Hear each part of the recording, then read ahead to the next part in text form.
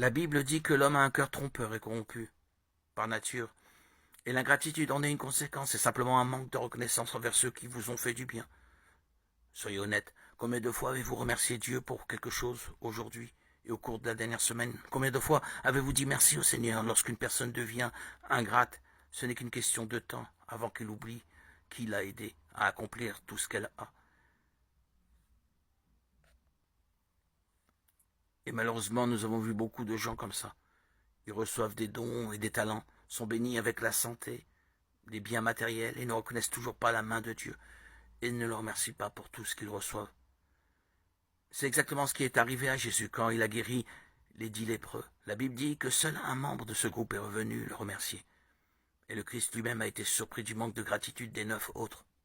Rappelons que cet homme qui l'a remercié n'était même pas juif, il faisait partie d'un peuple considéré comme inférieur. Et savez-vous ce que cela nous enseigne? Que les personnes qui ont été sauvées par Jésus peuvent tomber dans la même erreur de ne pas reconnaître l'amour et la miséricorde de Dieu, parce qu'elles s'y sont habituées. Alors, mes frères et sœurs, rappelez-vous chaque jour le grand œuvre que le Seigneur a accompli dans votre vie et remerciez-le beaucoup. Jésus est sur le point de revenir très bientôt. La trompette retentira et le Sauveur du monde viendra détruire l'Antéchrist, le faux prophète et leur chef Satan. Et comment serons-nous devant cela?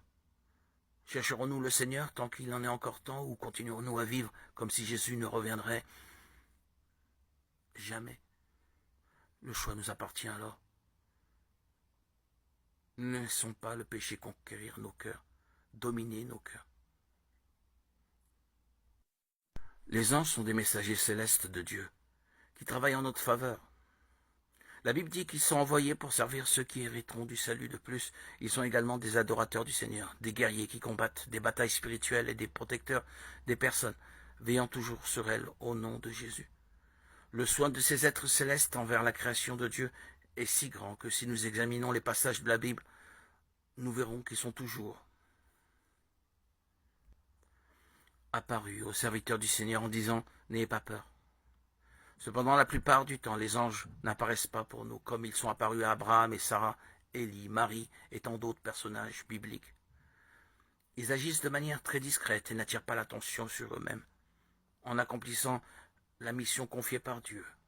Et bien que le Seigneur ait appelé ses messagers célestes à travailler en notre faveur, il a également appelé des anges à travailler dans notre vie de manière très profonde, que nous ne voyons souvent pas. Mais nous devons bien savoir que les anges ont pour mission de nous garder et de combattre pour nous en tout temps.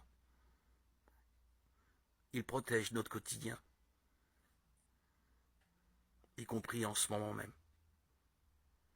Il se peut que les anges luttent pour votre vie, dans le monde spirituel, contre les principautés et les puissances.